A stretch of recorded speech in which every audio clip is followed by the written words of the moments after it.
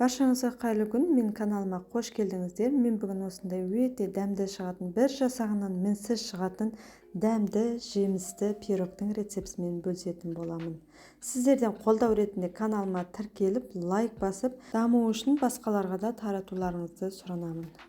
Пирогымызды дайындау үшін 20-25% қаймағымыздың үстіне 3 дана жұмыртқа, қант және иіссіздендірілген күнбағыс майын салып, барлығын бір келгі етіп араластырып аламыз. Барлық ингредиенттерді грамдарымен төменге описание бөліміне жазып қалдырып кететін боламын.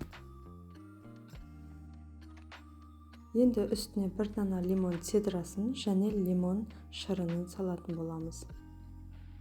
Лимонды апельсинмен алмастырсаңыздар да болады.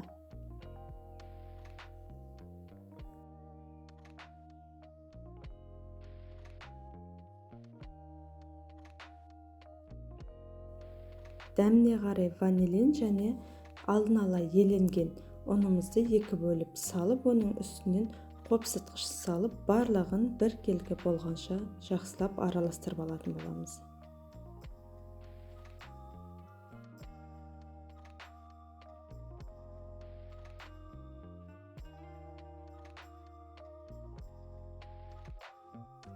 Енді бізге осындай 2 алма қажет болады. Қабығын аршып, ұсақтап, 4 бұрышты етіп турап алатын боламыз.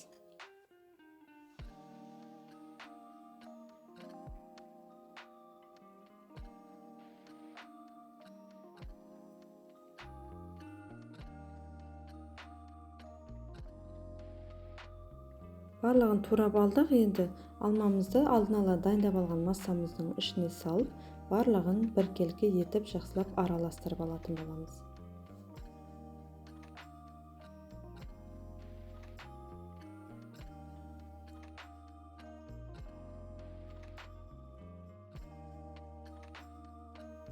Келесі кезекте бізге осындай грек жаңғағы қажет болады. Видеодағыдай етіп пышақтың көмегімен осылай ұсақтап алатын боламыз. Мен алдын ала құрғақ табада баяу отта аздап қуырып алдым жаңғақты. Осылай ұсақтап алдық, ыдысымызға салып, оның үстінен бізге кептірілген шие қажет болады. Өзіңіздің қалауыңыз бойынша өрік немесе мейіз қолдансаңыз да болады. Осылай мен бұл шиені де ұсақтап турап алдым.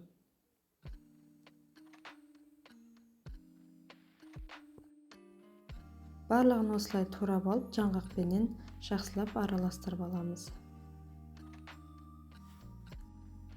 Енді формамызға алдын ала дайындап алған алмалы массамызды жартысын құйып, осылай бір тегіс етіп реттеп шығамыз. Менде форма 28-де 18 сантиметрлік форма.